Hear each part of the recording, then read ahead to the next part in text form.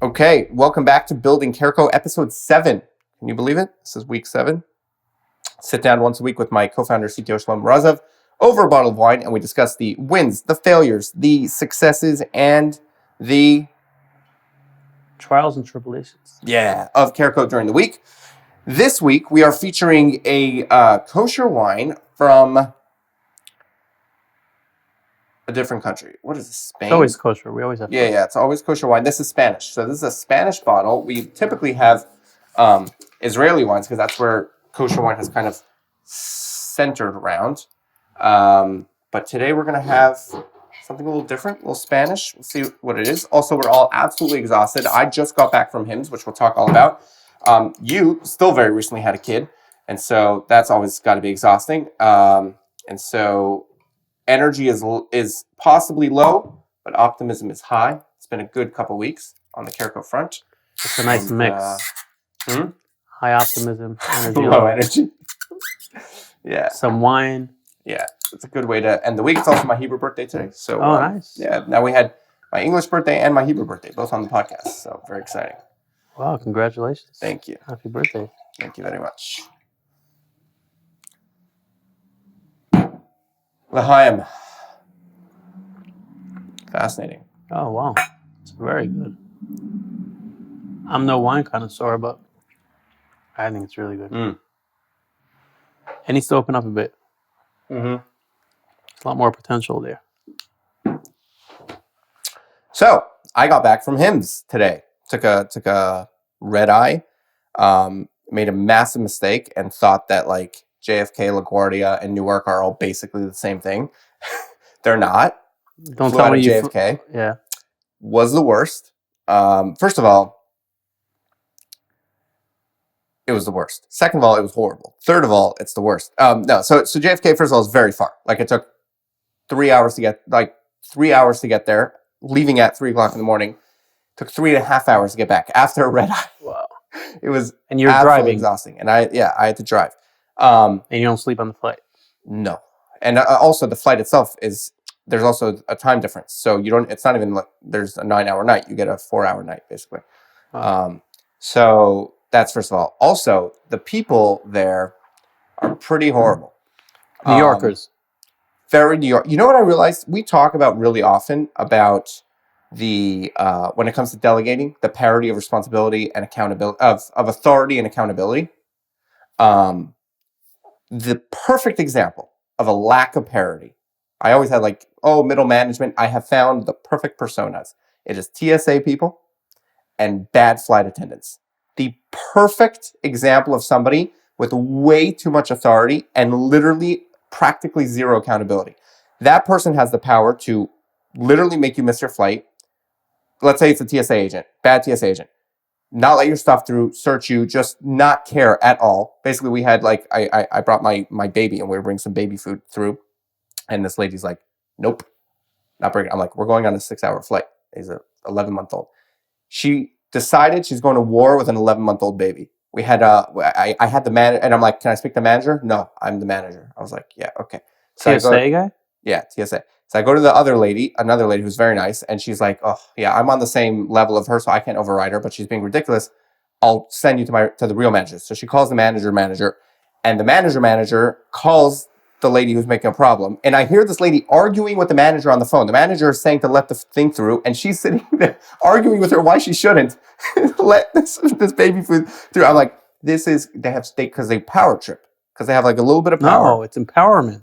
They're empowered. It's empower trip. That's what it is. So anyway, bad flight attendants and bad TSA people are the perfect example for someone that has a ton of authority and zero responsibility. I mean, zero accountability. Zero.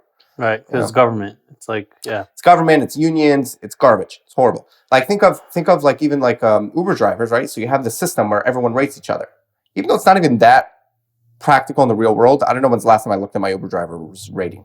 I don't know. No, if you would see a 2-star, you would what would I do? I notice.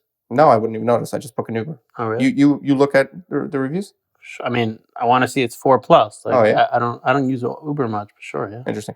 But if it's 2 stars, that's pretty concerning. But there's some sort of system where it creates accountability to you being bad. And the same thing for the rider, right? So it creates this thing where all of a sudden, they get out, they open the door, they try to be polite. They're there to try to make you have a pleasant Incentives ride. are aligned because the better they do, the better they're rated, the better business they get. Yeah. And that's the problem I think with government work is that these same people that are on power trips, it's to compensate for their miserable life. Because if they worked for a boss that gave them that satisfaction and said, "Oh my God, you did amazing today. Let's do this again." Someone that, if there's a line incentive that, because if their boss, if it hit their bottom line by them doing a good job for the boss or for their boss's boss, it trickles down, and then ultimately you feel you're part of a mission, part of something. Right. But if you're just working for the government, it's like You're saying there's no culture. There's no purpose. Right. It's emptiness. So you're miserable. So you look for something.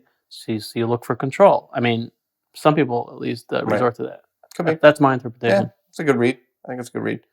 But anyway, putting all that aside, travel is fun. Get to Vegas. I've never been to Vegas. I think maybe a stopover. Never spent any time there. HIMSS was amazing. It was absolutely breathless. It's your first time there? First time at HIMSS. First time in Vegas. I was at the Caesar's Palace, or just Caesar's Palace. Still don't know what the correct terminology is. I feel like that's kind of saying like the Facebook. I was at the Caesar's Palace. This guy Caesar, nice palace, very big. And the actual conference was mainly in the Venetian, which is like this massive, massive complex. And then some of it was in Caesar's also, but majority was in the Venetian. And I was there in like a number of different roles. So I was there as press. So I was a hosted influencer, like just talking about the thing. Then separately, I ended up doing a featured keynote with David Banks, Group CEO at Advent Health, who's on our advisory board. And then separately from that, CareCo ended up getting featured in Samsung's booth as a featured partner. And so I was basically wearing all these different hats. I had a list of people that I wanted to see, like friends, people that I've hung out with on LinkedIn and podcasts, and like friends that I've literally never met in real life. So it was a lot of fun. Shout outs to Graham Walker, Brendan Keeler, you've met. Simon Ross, I missed. We almost connected, but then we didn't. There was Spencer Dorn, hung out with another guy, Anwar. I missed Anwar. Can't believe this. So I did miss some people. Sally and Frank from Microsoft, really great. Obviously the folks from Samsung, mainly Julie over there. So got to hang out with a lot of Ring people. Central. Ring Central, our boy John Poley, great guy. So got to hang out with a lot of these guys, like just fun friends. That was really awesome. I didn't get to see everybody, but it was just like breathless. Also, everything is far. Everything is really, really, really far. Like even in the conference itself, you're talking about, and I walk pretty fast. You're talking about 10 minutes of walking between things. Like just to get across the exhibit floor is 10 minutes, 15 minutes of just walking on the exhibit floor. Because there's a lot, or because it's a lot of space? No, it's just massive. So big. So some fun things on the exhibit floor. I noticed a couple interesting things. I made a joke that I kept getting lost because every time I would look up, I would see a sign that would say the leading AI scribe for doctors. So I always thought I was at the same booth, but every single booth said that.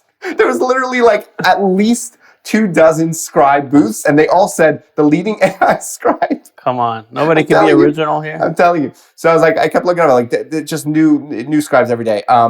What's their value prop? Like, what are they different than anybody else? Exactly. Well, that's the thing. They're all moving towards like what we kind of started at with CareCo is we're not a scribe. We're not an ambient listening tool. Ambient listening happens to be a feature or piece of what we do. We're a deeply integrated workflow tool. And that's where everyone is trying to move towards. They're trying to become workflow tools. That's what they're trying to do. So the day before HIMSS, so we're kind of like we're ahead of the curve. Yeah, for sure. Microsoft dropped this thing that seems like direct competition with Nabla, Bridge, those kind of things. It's an ambient listening tool, gives you your coding, gives you a whole bunch of stuff, different formats for notes and different things. Microsoft had an amazing booth. It was massive, like huge. I think it was like 90 by 90 or something. But what they did was they featured 90 by 90 feet? I think so. Wow. It was very big. They featured 10 of they have a program called Pegasus, which is like their top startups. and they featured a bunch of their startups. So it was like a massive booth with like sub little things inside. And then the cool thing was, so the day before him, Satya announced this new thing that they're calling the DAX Copilot or something. I think DAX Copilot. And that's this very similar to Nabla kind of feature. And they set up a studio that was showing the tool, and there was literally a huge line of people. I took a video waiting to see this thing, and so you could tell there was like excitement about a workflow tool, not just another ambient listener. So that was kind of interesting. What was a workflow tool? The way Microsoft is positioning it as a workflow tool? Yeah. It's like it's a Copilot. Because the way I saw it was like, okay, this is the official, catalyst of like, okay, everybody's doing Scribes. It's kind of becoming a commodity. Let's make it like a service, commoditize it, in Azure Cloud, bundle it with your current subscription, whatever it is. So how are they positioning themselves as a workflow as opposed to a scribe? Like, what are they adding besides just for being a scribe? That's a good point. I guess I was thinking that because they're kind of positioning it as Copilot. So does Nabla.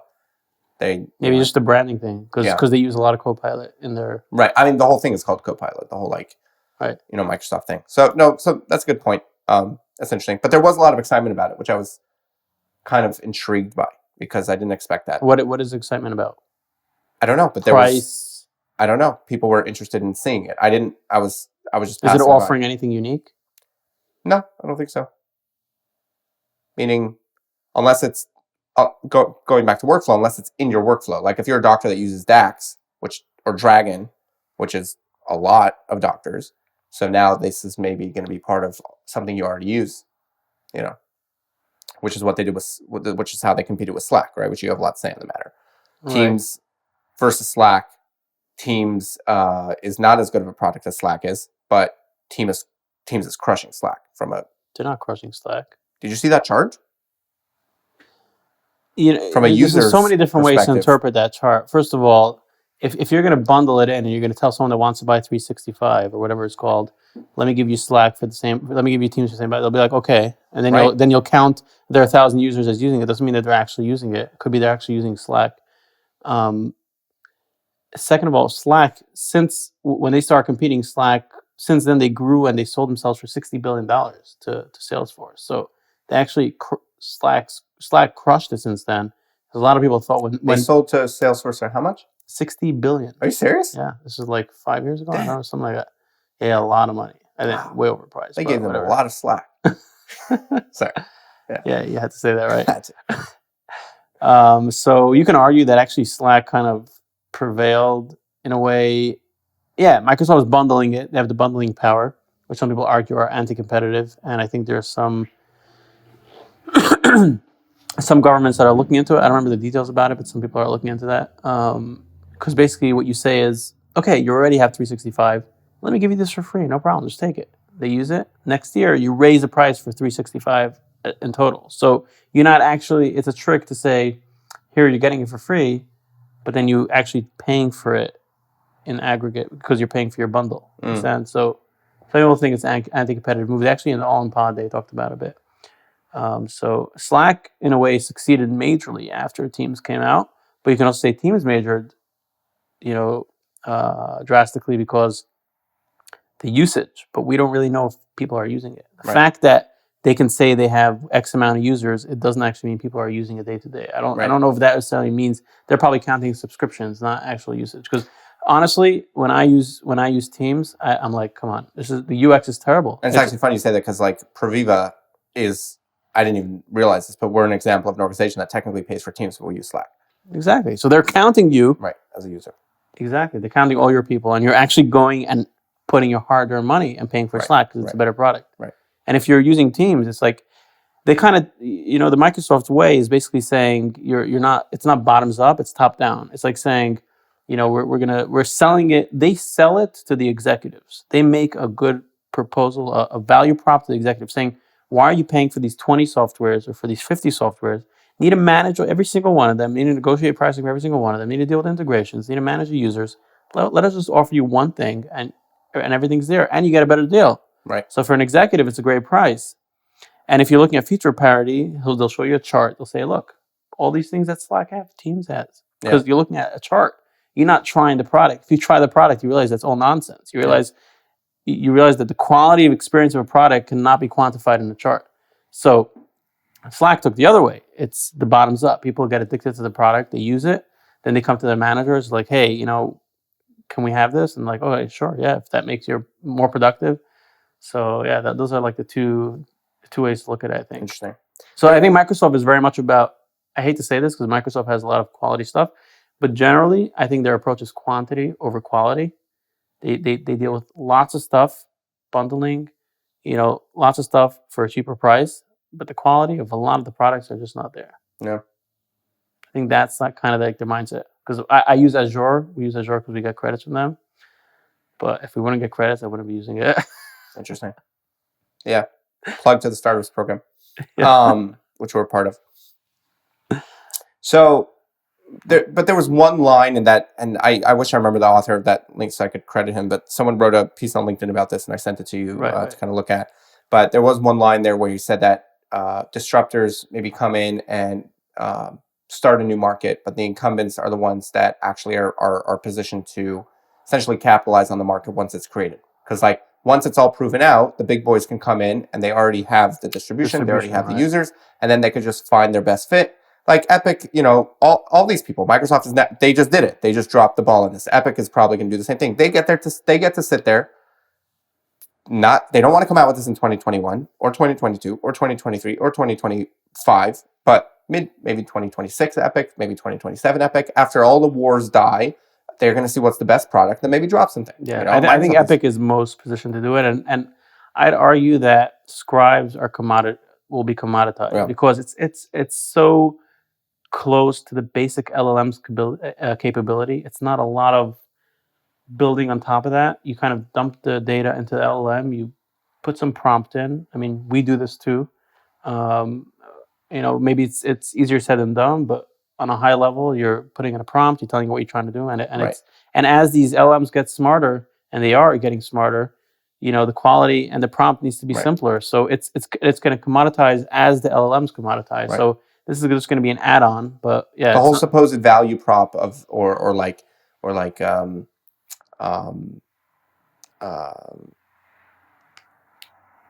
What does IP stand for? Intellectual property. Yeah, thank you. Of like Hippocratic tries to talk about this, Abridged tries to talk about this, like as if they have these fancy trained models and they're doing all this deep work on you're writing notes. That's what you're doing. This is what everyone it's what any LLM can do now. It's not complicated. So like that whole big official value prop doesn't really exist. I feel like a lot of people need to say that they're training models, and even though they're not training models, I hope they're not, because a lot of these companies that are training models, that the what they call the frontier models can do that easily without training, without even fine tuning. Right. Maybe a little fine tuning. So either they're saying it for marketing, or they're saying it because they have bad people that are running, operations and they're not making good decisions. So. Right. Anyway, speaking of Scribes, I found something else to be very, very interesting / humorous. I had a lot of meetings on the floor with different partners of CareCo. A lot of exciting partnerships are coming out. We kind of teased a couple of them. Big Ring Central one, the Samsung one, obviously, which we haven't been 100% clear. Samsung is huge. It's a huge. It's massive. It's massive. We haven't been exactly clear about what we're doing yet, and that's on purpose. But there's a lot of exciting things happening, and there was multiple other. This is the second date. It's like still, yeah. Well, no, we've been working on this for months and months, right. but I had a lot of other meetings. There's a lot of other big things happening in the works. But my point is that all the companies that I had meetings with, the people that I met with, were taking notes with a pen and paper. Wow. Well, as you were talking to them? Yeah. And I found that to be humorous. In the day of Plod and pins and listeners and co-pilots and things and then Firefly and all the bazillion different products, practically speaking, everybody that I met with, and these are not 80-year-olds. These are same age as us. We're taking notes with a pen and paper. You know what? Yeah, go ahead. No, it talks to technology and user experience.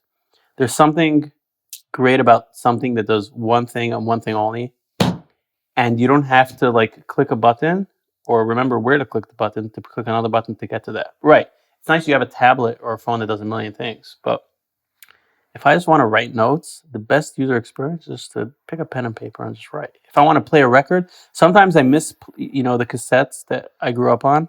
I miss using cassettes or CDs. And like my kids want to play something, and I'm like, either I need to go and try to find it, or I need to try to explain to them. And I'm like, it used to be so much simpler.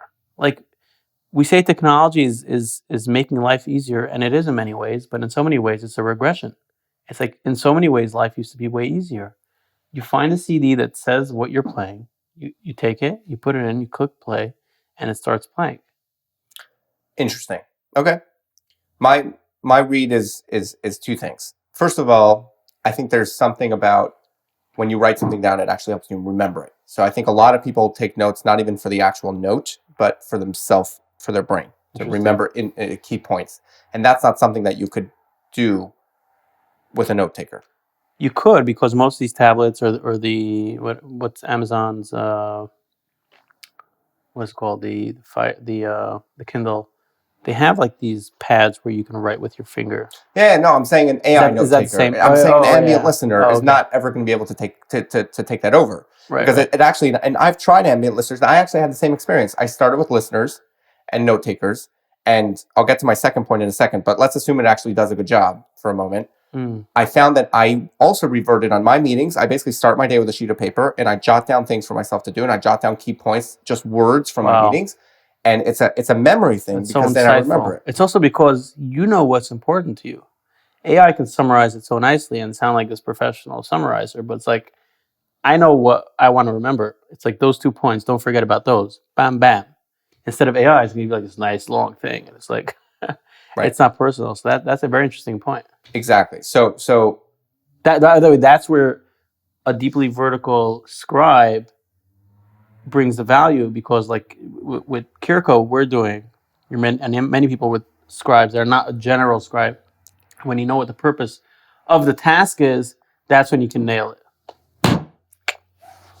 Exactly. And that was my point number 2, which is that this is why I think we're moving more and more towards very deep, specific use cases. Right. Because, and I'm not 100% sure about this, because my point number 1 about memory, at the end of the day, you're never going to take over with a scribe. And in fact, an AI scribe basically makes you forget everything. And when you look back at the notes, nothing's important to you because you didn't write it down. So like, it's all just too much information. Let me give you an analogy to that. I drive with Waze for the last 10 years. And at some point, a few years ago, I lived in a town in Israel, and I'm driving every day, every few days to a certain place, 10-minute drive on the highway through Waze. And at some point I realized I've done this thing for a few months, and I don't even, if I turn off the Waze, I don't even know how to get here. And then I remembered that when I was 18 years old or 19 years old, I used to drive a car without a phone, without a smartphone. I used to drive for 3 hours from my house in Brooklyn to a certain place in Pennsylvania, and I knew the way by heart.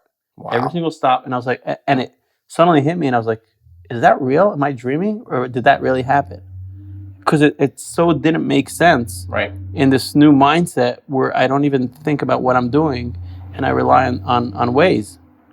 And I was like so baffled. I was like, did I really know that whole way by heart and all the stops and all the exits? Like, I can't even believe I'm capable of doing that. Right. It was such a shock to me. It's probably before your times, right? You probably, when you started driving, you were with Waze already, right? Yeah, pretty much. So I think it's the same idea. It's like when you kind of rely on something else and you don't take ownership and you don't focus on it, you also lose that agency and that control of what's important, and also the sense of, I guess, it takes away a sense of control. Yeah. Right. Yeah, so I'm like wrestling between 2 points. Point number 1 is that, and there's also a key difference here between a note taker and a medical scribe, because a note taker is meant for you to follow up, meaning it's trying to take over that memory aspect. That's what it's trying to do. A medical scribe is there to document something. Right. No care coordinator goes home and is like, oh, shoot, do I remember what that patient needed? It's documentation. They have to document it because they have to document it. Note taker is personal. medical scribe is doing a job for you that you should be doing otherwise. Exactly. But if it's doing it well, you don't care. Just do it, check off, move on. Right. So that's one key difference between what like general medical scribes and note takers, and why I think note takers are actually, there's so many of them, and I think they're all basically becoming pointless. Because first of all, they're not, because, so there's, I'm going to try to clarify, and again, sorry, very tired here, so the brain's not working fully. But since they're all broad, you don't have a note taker for your specific business. You have a note taker. That's what you have. It listens to your meeting and it gives you notes, right? But because of that, like you start saying, it doesn't know what's important to you. It doesn't know what's important to, so just gives you general information, and then none of the information is important. So you end up just forgetting everything. And then when you come back the next meeting and you wanted to remember something and you look back at your notes, and I had this experience, look back at your notes and none of it is like, it's not what I wanted. So the next time I'm not going to rely on the note. I'm just going to write those 2 words that trigger my brain to tell me what I need to remember. You know what I mean? Yeah, one of these old guys are like, technology, don't work for me. The only question to ask is like, well, what if once we take the next steps with like agents and different things, like if you can connect your notes on your meeting to the next steps, will that change this equation? I'm not sure. Right, and not even getting that sophisticated. My question is, why don't note takers allow you to put a snippet, basically, which becomes part of the prompt? We had this idea about personalization and notes to make it basically on personal style. But I'm saying even the type of note, why can't you say, what am I looking for with my notes? And then allow it to take notes. But it could be it's not enough, because it could be style and format, or what you're interested in general is not enough, because if you don't know the context and the whole pipeline of, let's say you're doing a sales call, what's the point of it? Where did it start? Maybe you're still missing some context. I'm not sure. I think the only way to do this properly, possibly, is to create and this is not for medical, this is for meeting note takers, is to create a note taker that basically you sign up for it, it records your meetings, but it makes you take the notes manually, fully manually, 100% manually for the first, let's say, 2 weeks.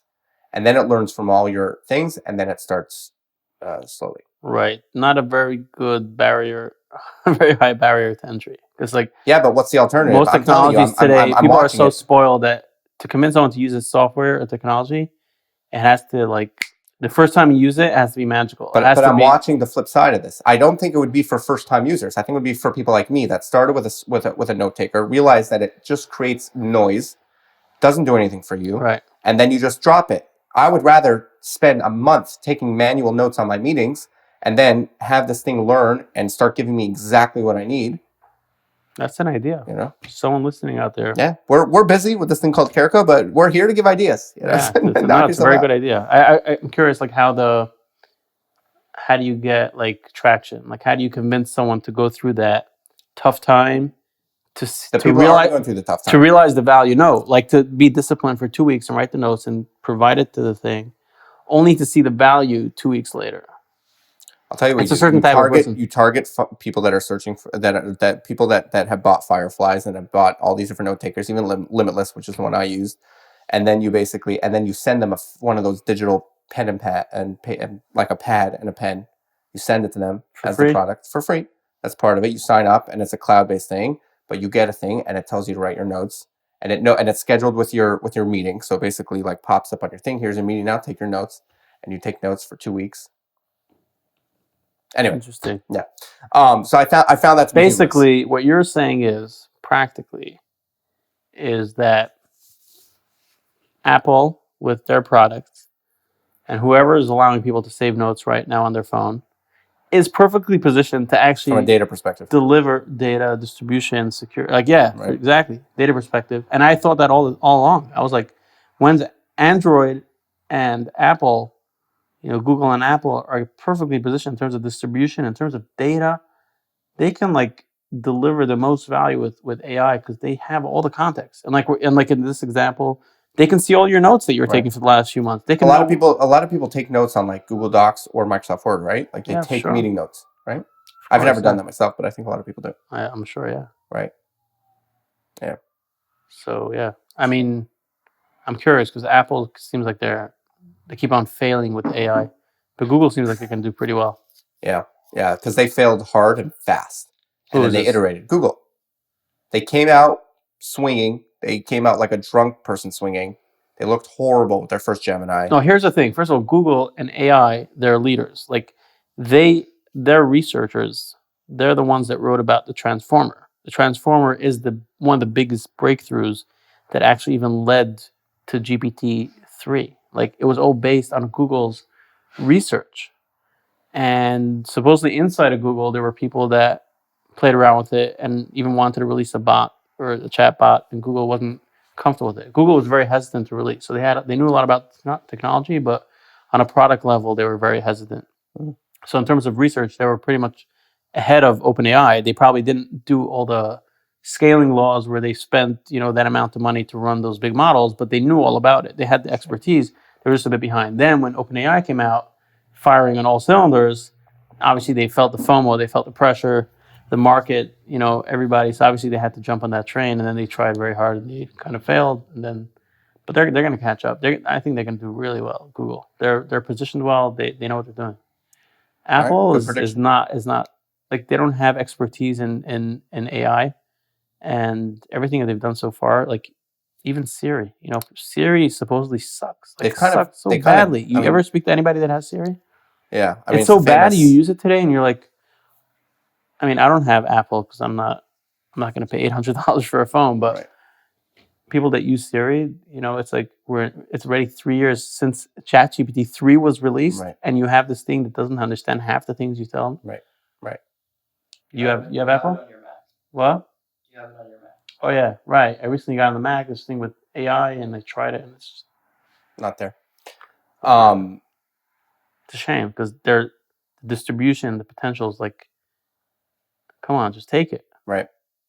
So to kind of segue this into the next topic that I thought was interesting at HIMSS, I met with one of the many meetings I had was with Mayo Clinic, and they're huge, right? Mayo Clinic is huge, and it's so big. They have all these different like programs and systems and websites and verticals and whatever, and they basically have a lot of like startup related programs. They have like accelerators and this and the other. What are they essentially? A health system? Yeah. And so we've been looking to possibly integrate some of their. They have a lot of data. So one of the things they do is they sell like the identified patient data, so you can help train models and stuff like that, which we don't need. Right. But something that we were interested in exploring is incorporating some of their patient education materials into our call guides. Right. And so I had some meetings set up to do that. So I show up there, sit down with the first guy. He was for something a little bit different, but he's like this other woman here. She's the person to talk to. She's in charge of this other program. So I sit down with her, and she looks at CareCo. Wow, love it. I have a background in care coordination. Totally makes sense. Totally get it. This is amazing. We're like going through. I'm like, great. Okay, so she's like, okay, here's the program. She starts showing me. We have different objectives. If you want to just, for distribution, if you want this, you want that. We have all these different things. Beautiful. Cool. Okay. The only thing is, so like, this is like 25 minutes into the half-hour meeting. This is at HIMSS? Yeah. Oh, nice. She's like, yeah, this is in person. And so she's excited about it. Everything, it makes sense. Like, yeah, there's a $70,000 minimum. It's not minimum. You have to pay? Yeah, you have to pay $70,000 to be part of this thing. Okay. So what do you, okay. So I looked at her and I said, why are you punishing bootstrapped companies? 1 second, I thought, so the program is for you to pay and get a product? Yes. So it's not a program, it's like a product. They're selling a product. Yeah, essentially. And they pitch it as like, we know who we are. I've heard this straight from them. We know who we are. We're Mayo Clinic. We're very powerful. And we have a very shiny logo. And if you want to be able to say that you're working with us and you want to use the stuff, $70,000. So I said to her, it's very interesting because you're essentially punishing, and I want to be very clear. I am not kvetching. I am not whining about this at all. Okay, we are going to we are rocking and rolling. This CareCo train without them, has left the station. We're crushing. Yeah. This is not a whining session. I promise you. This is not a victim thing. Sharing thoughts. I'm just sharing thoughts. But it occurred to me that a lot of these programs are designed specifically for venture-backed startups. Okay. Yeah. And what's interesting about it, what I explained to her, is I said the entire cycle is one big like circle that cares that revolves around venture. What do I mean? Your entire value proposition of being a fancy shiny logo is poised towards someone that needs a fancy shiny logo. Who's the person that needs the shiny logo? The person that raised money. Because you and I don't care about the shiny logo. We care about if we're actually going to impact patients' lives with our technology. That's what we care about. I don't care about the shiny logo, right? But if I raise money, all of a sudden I have to show something. And we're counting our dollars. Yes. So that's item number 2. That the only person that's going to pay the $70,000 is someone that has money. Someone that raised money and then basically has just checks to essentially write is the only person that's going to pay the $70,000. But the whole value prop is only towards somebody that would care for the logo. I don't care about the logo. And the whole pitch was about the logo. It's a scheme. It's taking advantage of all the waste that's thrown in the VC world. It's the whole thing is stupid on both sides of the equation. It's like the type of person that's going to buy this only cares about the shallow thing, and the thing that you're selling is shallow, and you make them pay for the shallowness. So basically, you called her out on it. Basically, essentially. I mean, she's super nice. I mean, super, super nice. But I just left her and I said, I'm going to stop you right here. I'm not going to, I'm obviously not going to do this. And I said, why are you punishing bootstrap startups?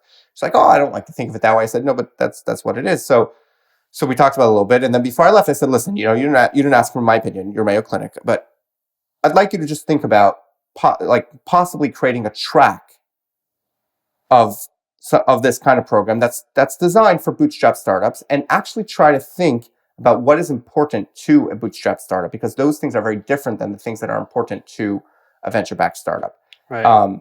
And so she was super nice, and she courtesy, she gave me a courtesy answer, and I left. But the only thing that I think is on the flip side of this argument is that they're essentially doing the what was it? It was CityMD or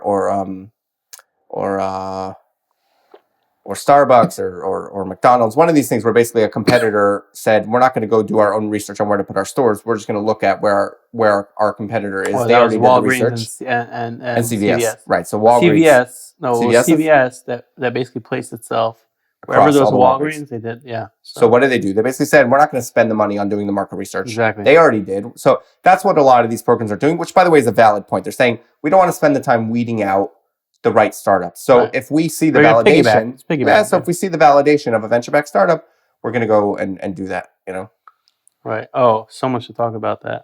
Yeah. But I just know that there's so many times that I think back and I'm like, if we would have so much money, we would do so many stupid things. Yeah. And not because and even if we wouldn't, and we wouldn't do stupid things because we don't think about what we do and because we're stupid people. But certain circumstances just make you do stupid things. If money's not an issue and something seems like it could be valuable, you end up going down that route, and then it becomes noise. Noise, which I mean is distraction. You spend time, you spend energy on something, but when you're concerned with money, you say, I can't do this because I can't afford it. But then it also allows you to filter your time spent on the most valuable things. And I see it so many times over and over again. Like so many things that I thought about that came up in the past, so many things that came up and they cost $40,000, $50,000 that we were, okay, we can't do that. It's like and now when I look back, I'm like, thank God we didn't do that. Because if we would have done that, we would have been distracted with millions of stuff and we wouldn't focus on the product. Yeah. So, yeah. So I kind of wish that these folks would figure out that validation piece.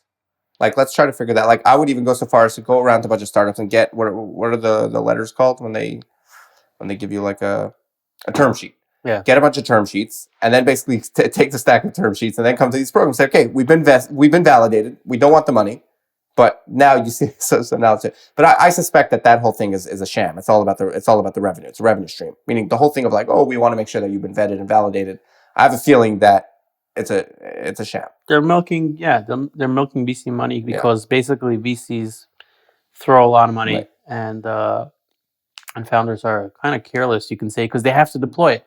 If we now got $5 million investment and we can get away with $1 million and we feel that we're doing great, we wouldn't just spend $1 million because we would have the pressure. You can't, because the investors would be pressuring us and saying, by the way, let's scale. We gave you $5 million. How are you going to use it? It's not just let's scale. I'm pretty sure they don't just hand you $5 million. They say you have to spend this, and then we're going to give you this, and then we're going to you have to spend the money. Yeah. If you don't spend the money, you fit. Like, Yeah, you're forced somehow. I don't know the mechanics of that, but somehow you're forced to spend the money. I've seen this. I've seen this. A lot of people mentioning this, and then you spend it. Then you look what to spend. So then it's like it's just like the college, college prices because there's college. What do they call them? Loans. Because the government gives these college loans, the colleges can charge you whatever the hell they want. So they overprice. They charge 5 times what they really should be pricing. Yep. Because there's no accountability. So same thing with VC world. Same problem. Yeah. And by the way, very interestingly, for all the WebMD and Mayo that charge minimum $50,000 to $70,000. What is it, yearly? I think it's yearly. I think it's annually. I want to reveal a little secret here. The government, NIH, and what is it called, Medline Plus or something. Basically, NIH and its associated websites have all this data. And today, with AI, you can grab all that data, organize it, sort through it, make sense of it, and it's a lot less than $50,000. So, and you know who does that? Bootstrap people. Bootstrap company, exactly. Yeah. So, from our research, we were able to grab enough data, and it's public data. One second. I want to pause it for a second. Because this just doubles down on the point, which is that this big secret that you just revealed, okay, does not solve the thing that the venture-backed startup wants. They don't actually want the data. They want the logo. Yeah? Yes. That's what's exciting. And you know how I know that? Because that was Mayo Clinic's entire value prop to me. And this wasn't the first meeting I had with Mayo Clinic. It was the third meeting I had with Mayo Clinic. And it was the same thing throughout. We are Mayo Clinic. We know who we are. We're a very shiny logo. This is verbatim words.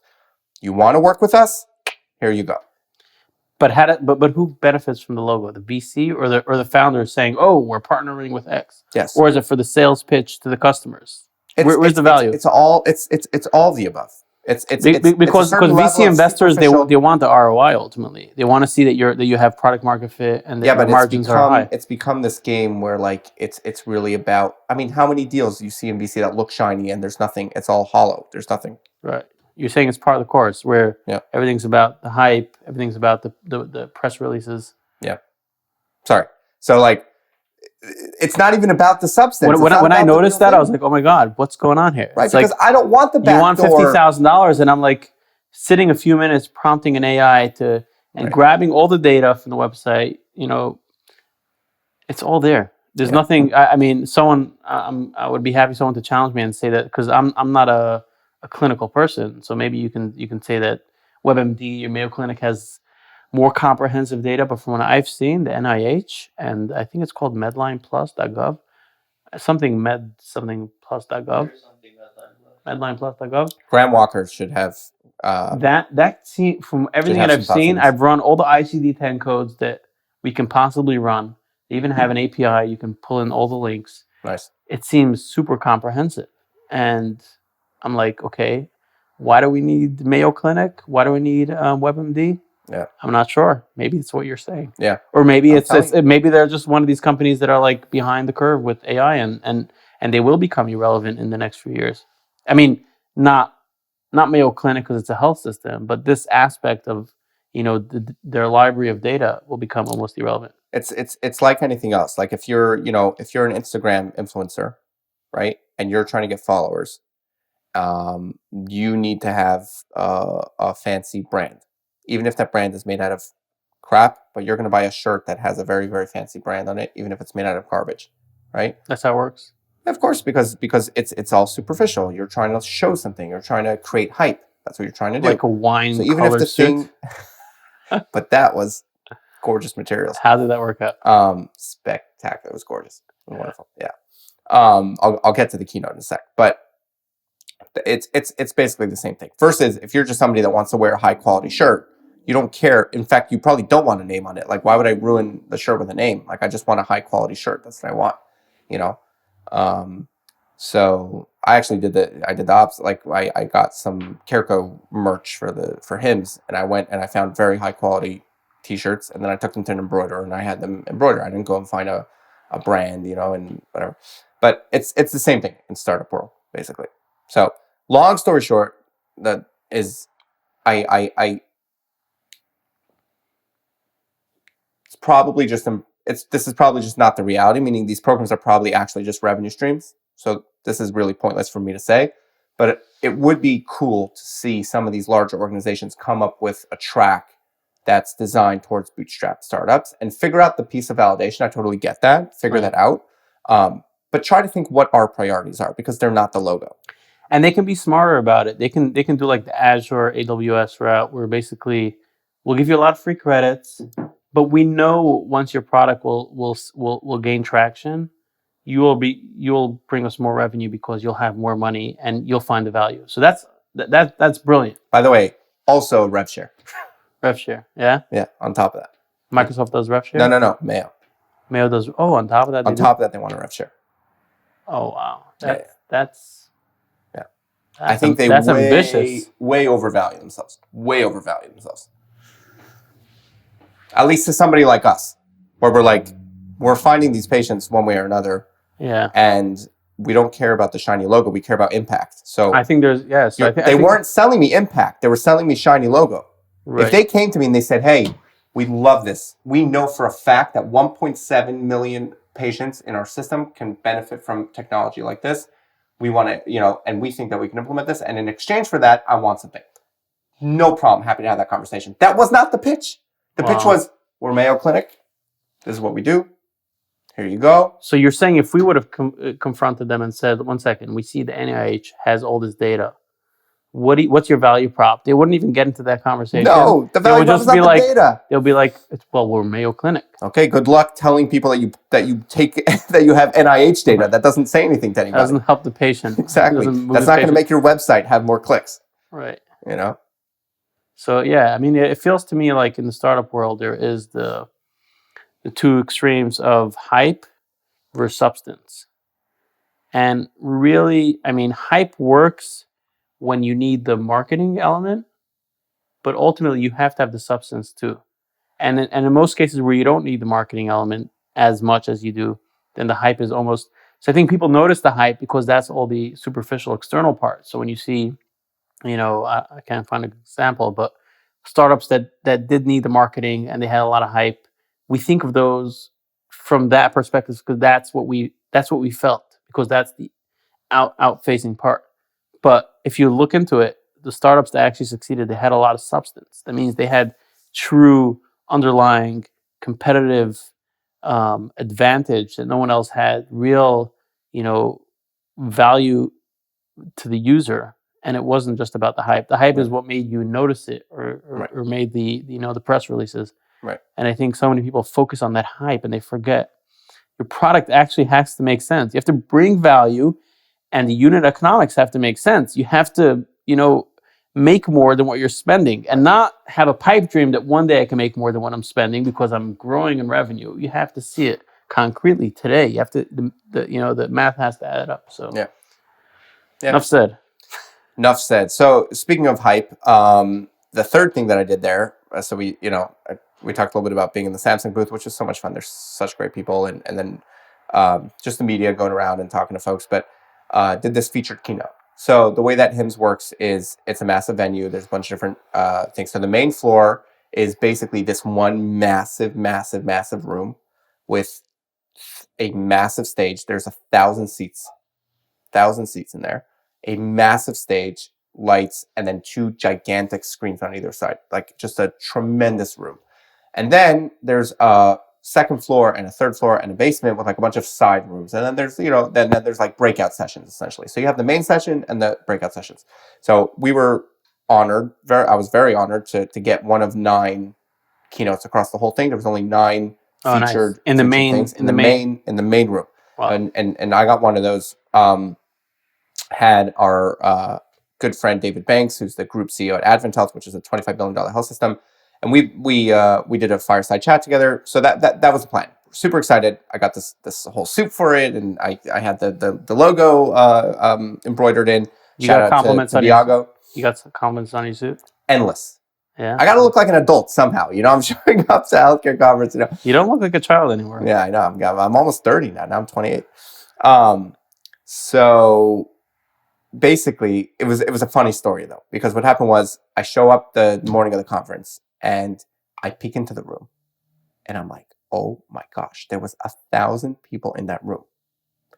And I was like, this is the stage that we're speaking on, right? And like my expectations, my ego went through the roof. My expectations went through the roof. I was like, this is going to be such a thrill. Oh, We're going to speak to 1,000 people. You know? When you said it, I thought from my perspective, it's like, oh my God, like starting to pee my pants. It's like, oh. No, I was like, my ego went through the roof. I was like, this is going to be so exciting. I'm going to speak to 1,000 people. I even went so far as I had this like DJI camera.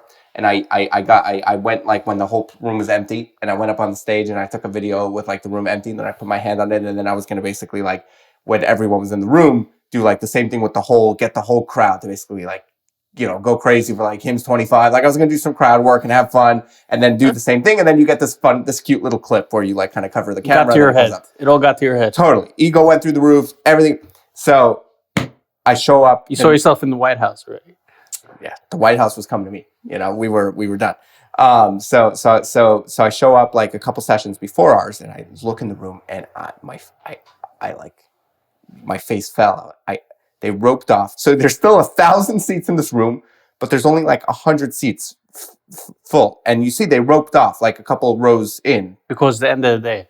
No. So what happened? The thing that I walked into was the welcoming session of the entire thing. And the entire conference was shut down, including the expo hall. You couldn't walk into the expo hall. The whole thing was shut down except for that room. So that's why there was 1,000 people in the room. But every other session after that, even the main ones were like, you know, 100 people. Even like I walked in towards the end of the second day, there was the CEO of the whole HIMSS conference with Seema Verma, who's the Chief Medical Officer of Oracle Health, and she was like formerly in like very high up in the government. She's like a pretty famous person, and it was like the same crowd, like 100 people. So that was pretty standard. But so I realized that, and then so it was just like a fun, you know, it was fun to deflate my ego a little bit and be like, all right, dude. But I did promise myself, I'm like, next year we gotta be famous enough that we're gonna fill the room, because like for lunch they had some cool people come. They had Robert from Shark Tank did a session. Yeah. I was meant to meet him, but I was too busy. I had like no, for real. I had like a lot of I had like a couple of the meetings that went over. And then Damon, apparently I wasn't there, but I saw pictures after. Damon, the other shark, is it Damon? I think his name is Damon. I'm not so familiar with it. Yeah. Whatever. The other guy, he like came in to like support him. So there was like a whole Shark Tank thing, and there was some pretty famous people there. So I'm sure for those sessions, I'm sure the place was packed. And what's his name? Wasn't there? What's the Simone Biles? No. What's the Shark Tank guy that you know? Mark Cuban? Mark Cuban. He wasn't there, no. I tried getting him, but he's so connected to healthcare. He should have been there, no? Yeah. I actually messaged him to do a fireside chat with me, and he had a conflict. Oh, okay. But he maybe would have. Like he's big enough that he doesn't need HIMSS to promote his Cost Plus. Yeah, I mean, I think he would appreciate it. I think it's a great venue for him. I mean, it's huge. He would definitely get the 1,000-person crowd. Yeah, because he has like this Cost Plus thing. Right. No, I think it would be a good platform for him. He just had a conflict. Right.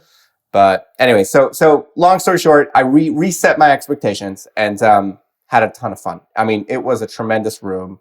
The stage, the energy was great. David Banks, we have such good like chemistry. Like we're just a great team. I did a podcast episode with him in person at their HQ in Orlando, and we've talked together for hours at this point. And we just like, I don't know, he's one of those people that every time we talk, something's just insightful. He's like so experienced, and he runs, he's a group CEO at a $25 billion health system, and he's really experienced. He's been looking at value-based care and practicing since the 90s, but he's so like level-headed and humble and just like looking to learn. And he's just like, I don't know. I love him. He's spectacular. And whenever we sit down together, he just says something that's like, there's always gold there that like comes out from the conversation. Maybe that's why your wife went with you to the conference. To make sure it doesn't get too intimate. Wasn't going to David Banks. But yeah, he was spectacular. So we had a lot of fun. And it was a great crowd. And then also throughout it, I mean, it's always shocking to me, but still really cool. And like the amount of people that come over and say like they've seen the podcast and they see the LinkedIn content and they see this kind of stuff. And like content really does go places. And for everybody that came up to me, like it meant a lot. It's really cool, when you see that because we put a lot of work into the content. Healthcare Trailblazers, this podcast, the regular stuff that we're doing with CareCo. Anybody mentioned this podcast? I don't think anybody watches it. People watch it. Yeah. People watch it. Yeah, people watch it. I get a lot of. Oh, really? Yeah, you'd be surprised. So yeah, it was a really fun. It was a really fun time. It really was. Nice. Yeah. So you were at the Samsung. Were you at the Samsung booth basically? Was that like your main station where you were? I had a couple hours on Tuesday and Wednesday as a featured partner. So people came by and they saw CareCo, right? Yeah. They saw the CareCo screen, and you were there, or sometimes you weren't there. Yeah, I was there. I set up a film booth at Samsung. Nice. Spectacular. And people came over and asked you about CareCo. Yeah. You explained to them. Yeah, a couple people, and then we also had some pre-arranged meetings. I had some folks come and chat. But yeah, it was really nice. A lot of people.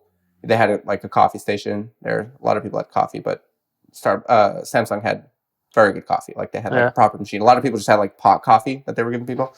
Samsung had a good a barista and proper coffee. Nice. Yeah. So that was really great. But yeah, it was literally breathless. Like I said, it was just moving from meeting to meeting to meeting to meeting to meeting, which that in itself I'm grateful for. I feel like it's an inflection point for myself in my career. Like I remember going to conferences and just like doing cold networking and just being the outgoing, like, hey, what's up, man? My name is Mendel. Like being that guy and seeing other people that already had like prearranged meetings. I was like, how did you know? Like, wait, so you knew each other before? And then you like scheduled to meet up? And now I'm at a point where, thank God, I went to a big conference and I barely even had time to be on the floor. Like it was just meeting to meeting to meeting. So I was grateful for that. And it was a cool experience. I'm grateful to HIMSS for the partnership. It was cool. Nice. Yeah. Yeah. Well, didn't sleep for like 2 days, and you haven't slept for a couple of weeks, so definitely pretty exhausted. But here's to episode 7. Nice. Yeah. Cheers. Cheers.